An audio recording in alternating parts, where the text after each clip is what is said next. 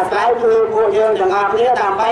សាមគ្គីគ្នាឡើងដើម្បីជួយជាតិរបស់យើងឡើងវិញមែនទេបងប្អូនហើយចឹងយើងមានខ្នងបង្អែក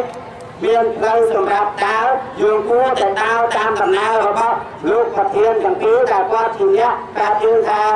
ទឹកដីរបស់យើងកំពុងតែបាត់បង់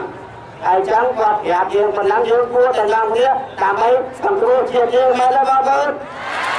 បាទខែនៅសៀមរាបមួយគឺខ្លាចបាត់បង់ទេជំនួសសុខចិត្តយកយើងជឿក្នុងចោលតាចេញបើមិនអត់រួចចង់ក្រោយស្លាប់ឃើញទេដល់ជួបនេះលោកឃើញទេ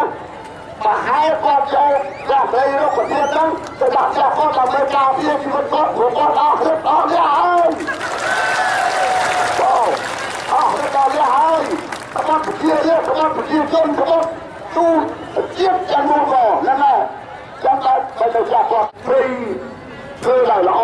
គួរណាស់ដែលយើងចុះអត់ទេចាប់អស់រលីង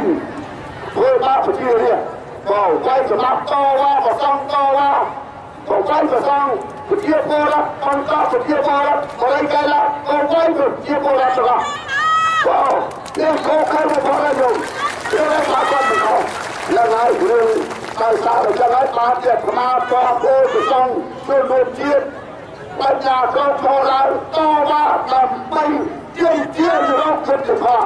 សេរីភាពជួនប្រជាពលរដ្ឋទាំងអស់គ្នានឹងក៏នេះហើយប្រតិកម្មនឹងដោយសារចឹងគឺត្រូវតែបោះឆ្នោតឡើងវិញបងប្អូនហើយលោកទៅបោះឡើងវិញវាហើយដល់ដល់ទៅពួកគាត់ខូចគាត់ធ្វើស្រុកស្នាប្រជាពលរដ្ឋលួចបន្លំទាំងអស់បំបត្តិឈ្មោះប្រជាពលរដ្ឋកែឈ្មោះគ្រប់ខេត្តគ្រប់ក្រុងទាំងអស់នេះហើយ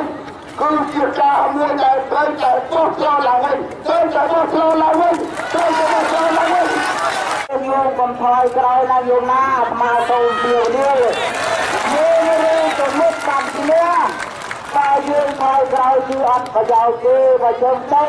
ទៅមុខតាមអាត្មាភាពតាមយោណាយោណាឲ្យយើងតស៊ូដោយអាត្មា